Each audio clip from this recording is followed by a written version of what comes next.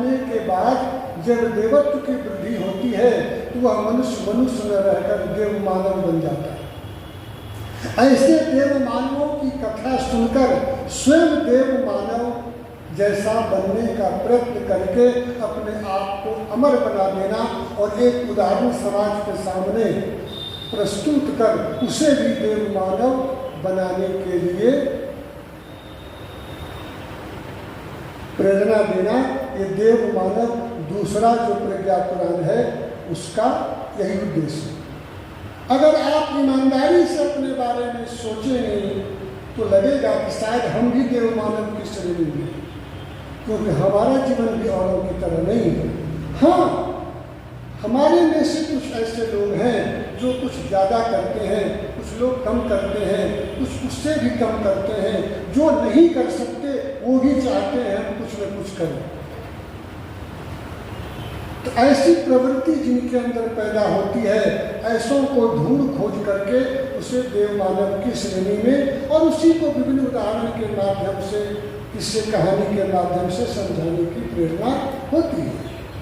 ये आपका है प्रज्ञा पुराण, पावन प्रज्ञा पुराण द्वितीय खंड का सार।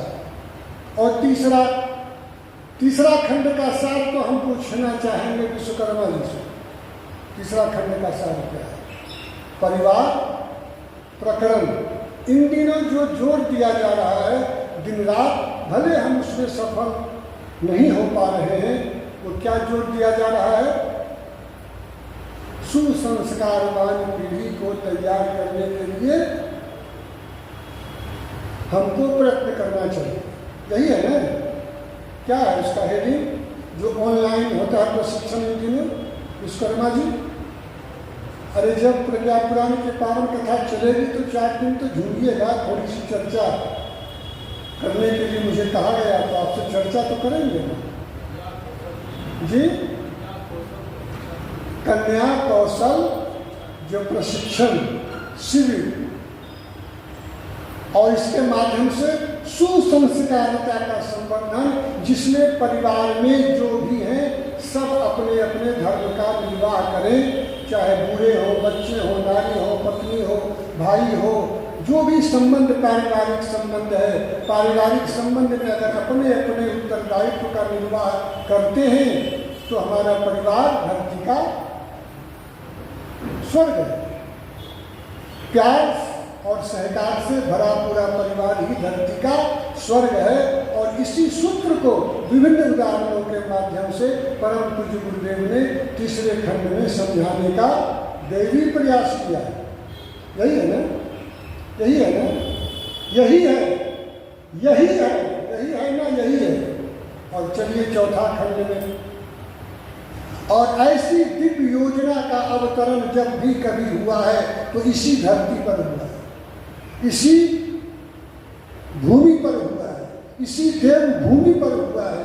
ये संस्कृति जो फली फूली है, जो कभी मिट नहीं रही है, हमारी हस्ती लाख आक्रमण इस पर होते रहे, आज भी हम अपने स्टेटस को बनाए रखने में कामयाब हैं। इसलिए हमारी संस्कृति विश्व संस्कृति कहलाती है, देव संस्कृति कहलाती है।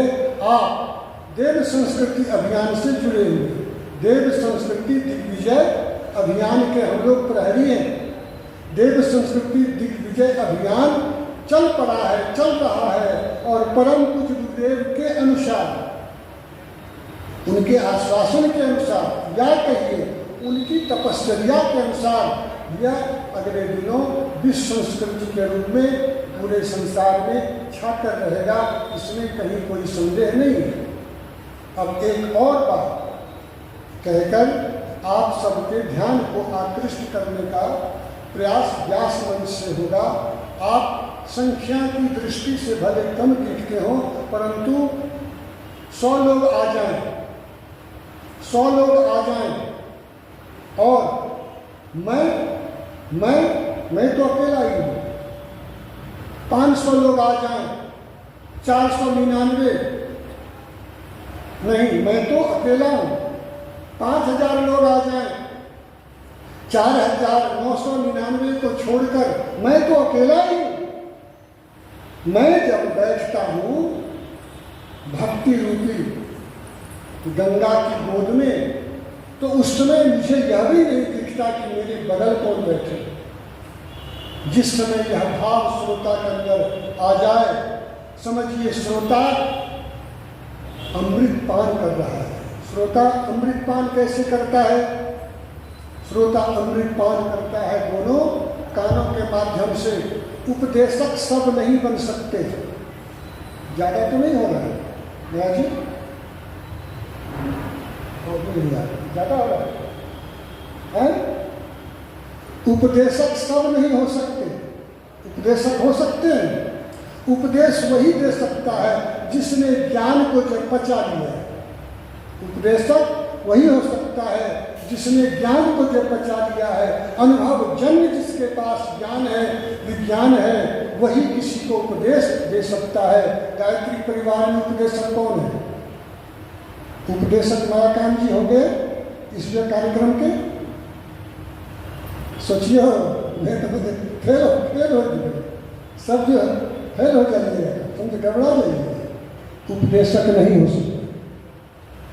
उपदेशक गायत्री परिवार में कोई नहीं है परम पूज्य गुरुदेव के अलावा।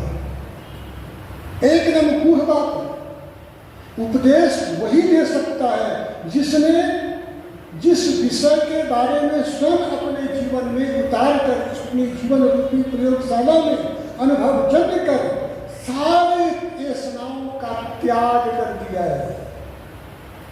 जिसे लोभ मोह ऐसना कहते हैं, काम क्रोध से लेकर के ज्यादा तो हम